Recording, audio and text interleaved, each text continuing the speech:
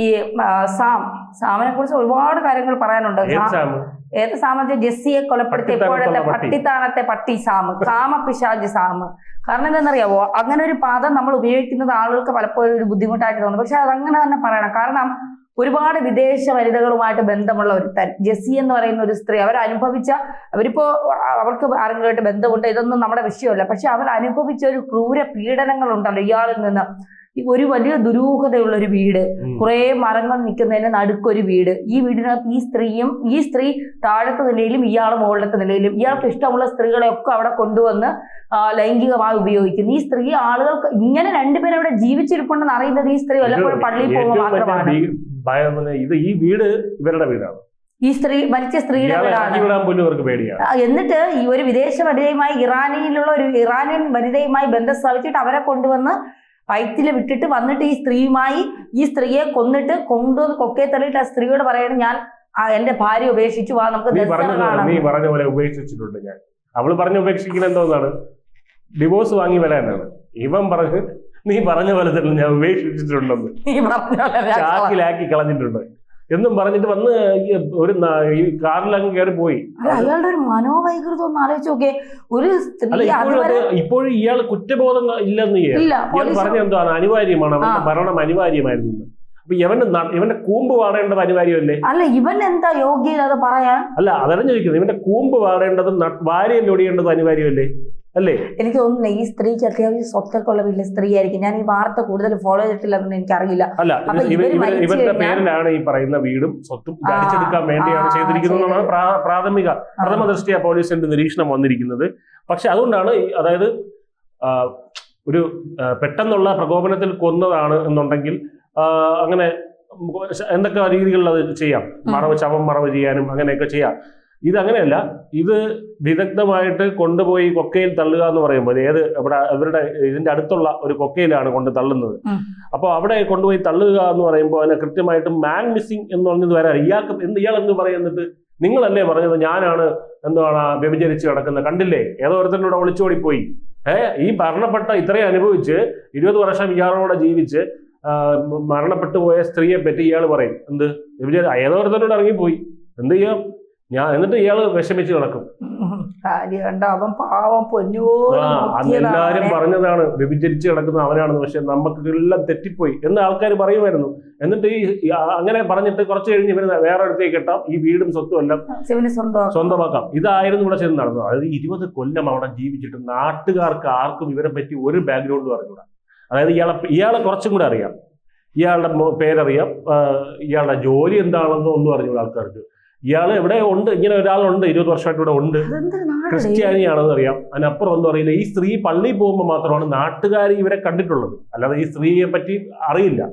അതായത് ആലോചിച്ച് നോക്കൂ, ഞാൻ അതാണ് പറഞ്ഞു വരുന്നത്. അതായത് നമ്മുടെ സമൂഹത്തിൽ ഇങ്ങനെ ഒറ്റപ്പെട്ട പല വീടുകളും, പ്രത്യേകിച്ച് തിരുവനന്തപുരത്തൊക്കെ ഇങ്ങനെ കണ്ടിട്ടുണ്ടായിരിക്കും. ഇങ്ങനെ ചില വീടുകളൊക്കെ ഉണ്ട്, കൊച്ചിയിലും ഉണ്ടായിരിക്കാം. പക്ഷെ ഞാൻ തിരുവനന്തപുരത്ത് ഞാൻ ഇങ്ങനെ ഒരുപാട് ഒറ്റപ്പെട്ട് നിൽക്കുന്ന വീടുകൾ കണ്ടിട്ടുണ്ട്. ഇതുപോലെ നമുക്കറിയാം കേതലിന്റെ വീട് ഓർമ്മയില്ല, നന്തൻകോട്. ഒരുപാട് സംഭവങ്ങൾ ഇപ്പൊ എനിക്ക് പെട്ടെന്ന് ഓർമ്മയിൽ വരുന്നില്ല.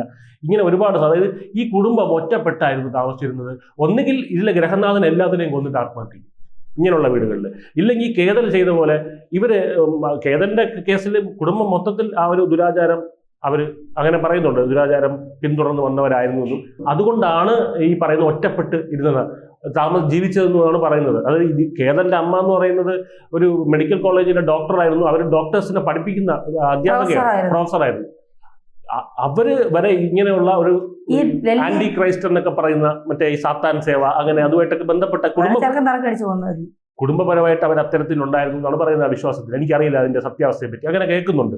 അതുകൊണ്ടാണ് അവർ മറ്റ് അയൽക്കാരുമായിട്ട് ഇത് എന്താണ് ഇങ്ങനെ സെപ്പറേറ്റ് ആയിട്ട് താമസിക്കുന്നത്. അത് അയൽക്കാരുമായിട്ട് യാതൊരു ബന്ധവുമില്ല, അങ്ങനെ നടക്കും. പക്ഷെ അവിടെ കേതല് കത്തിച്ചത് കൊണ്ടാണ് ഈ പറയുന്ന മൃതദേഹങ്ങൾ കത്തിച്ചത് കൊണ്ടാണ് അവൻ മറ്റേ ആത്മാവും ശരീരമായിട്ട് ഒന്നിപ്പിക്കാനേ അങ്ങനെ കത്തിച്ചത് കൊണ്ടാണ് ജനം അറിഞ്ഞത്. ഇല്ല, വെട്ടി നുറുക്കി കുഴിച്ചു കൂടിയിരുന്നെങ്കിൽ ആരും അറിയില്ലായിരുന്നു. കുറെ നാൾ കഴിഞ്ഞ് എവിടെ പോയി, ഇവർ പുറത്തു വല്ലതും പോയി കാണുമെന്ന് വിചാരിക്കും. ഇവൻ മുങ്ങി. അതുപോലെ തന്നെ ഇവിടെ സംഭവിക്കുമായിരുന്നു. ഡൽഹിയിൽ ഇതുപോലെ ഒരു സംഭവം ഉണ്ട്. അറിയാം. ഇപ്പൊ പറഞ്ഞില്ലേ, അത് ഈ ബുരാരി ഡെത്ത് എന്നാണ് അതിനെ പറയുന്നത്.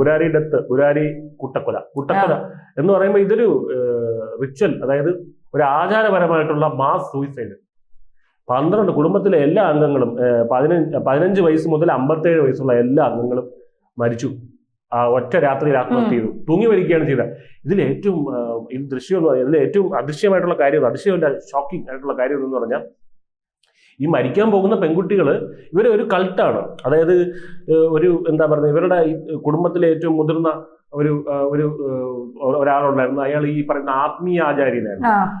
ഇയാളുടെ പിതൃക്കളുമായിട്ട് സംസാരിക്കും, ഇങ്ങനെയൊക്കെയാണ്. അപ്പൊ പിതൃക്കളിൽ നിന്ന് കിട്ടുന്ന ഇതെല്ലാം പറഞ്ഞു കൊടുക്കും. അങ്ങനെ ഇവരുടെ ബിസിനസ് ഒക്കെ വർദ്ധിച്ചു, അതിന് അങ്ങനെ പുഷ്പിച്ചു എന്നൊക്കെയാണ് പറയുന്നത്.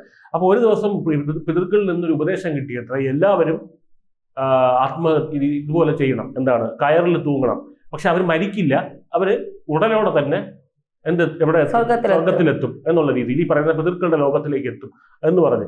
അപ്പോൾ ഇവര് അങ്ങ് ബ്ലൈൻഡ് ആയിട്ട് ഫോളോ ചെയ്യണം. ആര്? ഈ കുടുംബത്തിലുള്ള 15 വയസ്സ് മുതൽ 57 വയസ്സ് വരെയുള്ള എല്ലാവരും. അപ്പൊ അന്ന് CCTV-യിൽ നിന്ന് ഒരു ദൃശ്യം, ഷോക്കിംഗ് ആയ ദൃശ്യം വന്നത്, 2 പെൺകുട്ടികൾ, 15 വയസ്സിനും 20 വയസ്സിനും ഇടയ്ക്ക് പ്രായമുള്ള 2 പെൺകുട്ടികൾ പുറത്തു പോയി കയറ് വാങ്ങിച്ചുകൊണ്ട് വരുന്നത്, ചിരിച്ച് കളിച്ചുകൊണ്ട് കാര്യമൊക്കെ പറഞ്ഞുകൊണ്ടാണ് പോകുന്നത്. മനസ്സിലായോ? ട്രിപ്പ് പോകുന്നതിന്റെ നമ്മളിപ്പോ ഒരു ഊട്ടിയിലൊക്കെ ട്രിപ്പ് പോകുന്നതിന്റെ ഒരു എക്സൈറ്റ്മെന്റ് ഉണ്ടായിരിക്കുമല്ലോ, അത്രമാത്രം അന്ധത അവരെ ആ ഒരു രീതിയിലേക്ക് അങ്ങ് മാറ്റി. അതെ, ഈ കയറും വാങ്ങിച്ചുകൊണ്ട് ഇങ്ങനെ ചിരിച്ച് കാര്യമൊക്കെ പറഞ്ഞു പോകാം. ഇവര് തൂങ്ങി മരിക്കാനാണ് പോകുന്നതെന്ന് അവർക്കറിയാം. പക്ഷെ അത് അവരെ സംബന്ധിച്ച് മറ്റേത് പ്രായത്തിലുള്ള ഒരു കുട്ടിക്കും ആ ഒരു സംഭവം ഭയത്തോടെ അല്ലാതെ കാണാൻ കഴിയില്ല. പക്ഷെ അവർക്കത് ഇതല്ല. അപ്പൊ അങ്ങനെയുള്ള അത് ഇവരും ഒറ്റപ്പെട്ടാണ്. പൊതുവെ സമൂഹത്തിൽ ഇവർ മാന്യതയുടെ മുഖം മൂടിയാണ്, ഇങ്ങനെയൊക്കെ ഉണ്ടായിരിക്കും, മാന്യതയായിട്ടായിരിക്കും. പക്ഷെ ഞാൻ പറയുന്നത്, ഇങ്ങനെ ഒറ്റപ്പെട്ട് താമസിക്കുന്നവർക്ക് നമ്മളിപ്പോൾ ചോദിക്കുന്നത് അത് പ്രൈവസി കൺസേൺ ആണ്. 50 അടിയുടെ മതിലൊക്കെ, നിങ്ങൾക്ക് പ്രൈവസി അറിഞ്ഞൂടാ. ശരി, പ്രൈവസി അറിഞ്ഞൂടാ, മതിൽ കെട്ടിപ്പൊക്ക്. പക്ഷെ ആളുകളുമായിട്ട് ഇതില്ലാത്തത് എന്താണ്, സഹകരണമില്ലാത്തത് എന്തുതരം പ്രൈവസിയാണ്? അവിടെ അടുത്ത് മനുഷ്യൻ എന്ന് പറഞ്ഞ സാമൂഹ്യ ജീവിയാണ്, അല്ലേ? നമ്മളൊരു ദ്വീപിൽ പെട്ടുപോയി കഴിഞ്ഞാൽ മറ്റേത് ജീവിയാണെങ്കിലും ഒരു ദ്വീപിൽ സർവൈവ് ചെയ്യും, ഒരു മനുഷ്യന് പറ്റില്ല. എന്തുകൊണ്ടാണ്? ഒരു ദ്വീപില്, അല്ലേ, നമ്മള് മറ്റേ റോബിൻസൺ ക്രൂസോയെ പറ്റിയൊക്കെ പഠിച്ചിട്ടില്ല. നമുക്കൊരിക്കലും മറ്റൊരു മനുഷ്യനില്ലാതെ ജീവിക്കാൻ പറ്റില്ല. നമ്മൾ ഭ്രാന്തെടുത്ത് പോകും നമുക്ക്, അല്ലേ?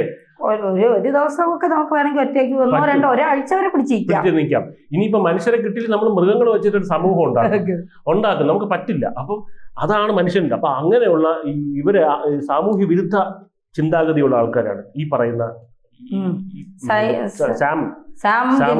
ജാമും കേതലും ഈ പറയുന്ന മുരാരി, ഇവരെല്ലാം തന്നെ.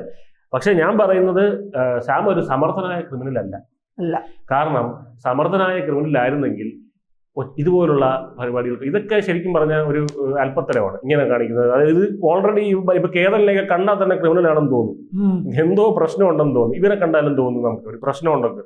കാരണം ഒരു സോഷ്യലി കുറച്ച് ഓക്വേർഡാണ്. പക്ഷെ ഏറ്റവും മികച്ച ക്രിമിനലുകൾ എന്ന് പറയുന്നത് നല്ല മുഖംമൂടി അണിഞ്ഞിരിക്കുന്നവരായിരിക്കും, നമുക്കിടയിൽ ഇറങ്ങി നടക്കുവർ. ഈ പറയുന്നത് വളരെ മികച്ച സാമൂഹിക ജീവികളായിരിക്കും. പിടിക്കപ്പെടുമ്പോഴായിരിക്കും അയ്യോ ഇവൻ ഇതായിരുന്നു നമ്മൾ അറിയുന്നത്. അങ്ങനെയുള്ള വലിയ സൈക്കോപാത്തുകളുടെ ഇടയിലാണ് നമ്മൾ ജീവിക്കുന്നത്. ആ സൈക്കോപാത്തുകളെ നമുക്ക് സൈക്കോപാത്തുകളെ പിടിക്കാനുള്ള വല ഇന്ത്യയുടെ നിയമത്തിലില്ല, അല്ലെങ്കിൽ അതിനുള്ള വലിപ്പം ഇന്ത്യയുടെ നിയമത്തിലില്ല. ഇതുപോലുള്ള ചെറിയ ചെറിയ മീനുകളൊക്കെ പിടിയിൽ വീഴുള്ളൂ. ഈ പറയുന്നത് നമുക്കറിയാം, ഈ വാളയാർ കേസിലൊക്കെ ഉണ്ടായിരുന്ന സംഭവങ്ങൾ അറിയാലോ. അതിലൊന്നും നടന്ന സൈക്കോപാത്തുകളെയൊന്നും പിടിക്കാനായിട്ട് ഇവിടെയുള്ള കേരള പോലീസിന് കഴിയില്ല. മികച്ച ക്രിമിനലുകളാണ് കേരള പോലീസിനകത്ത് തന്നെ ഉള്ള ചില ആൾക്കാരുണ്ട്. അവരെന്നും നമുക്ക് ഒരിക്കലും പിടിക്കാൻ പറ്റില്ല. അപ്പൊ ഇതുപോലുള്ള സാധാരണ ഈ സാം എന്നൊക്കെ പറയുന്ന ഇതുപോലുള്ള പൊട്ടന്മാരെ പിടിക്കാനേ പറ്റുള്ളൂ. എന്തായാലും ഒരു കാര്യം ഉറപ്പിക്കാം, ഇയാളെ പിടികൂടിയത് നന്നായി. കാരണം ഇയാളെ പിടികൂടിയപ്പോഴും ഒരു ഇറാനിയൻ വനിത കൂടെ ഉണ്ടായിരുന്നു. ആ കുട്ടിയും ഇതുപോലെ ഇന്നല്ലെങ്കിൽ നാളെ ഇവിടെ പോകേണ്ടതാണ്, ഏതെങ്കിലും ഒരു കൊക്കയിൽ പോകേണ്ടതാണ്. അപ്പൊ എന്തായാലും ഇവന്റെ ആർത്തി, പെണ്ണിനോടുള്ള ആർത്തി തന്നെ ഇവന്റെ വിനാശത്തിനും കാരണമായി എന്നുള്ളതാണ് ഇതിന്റെ ഒരു കാവ്യനീതി എന്ന് പറയുന്നത്.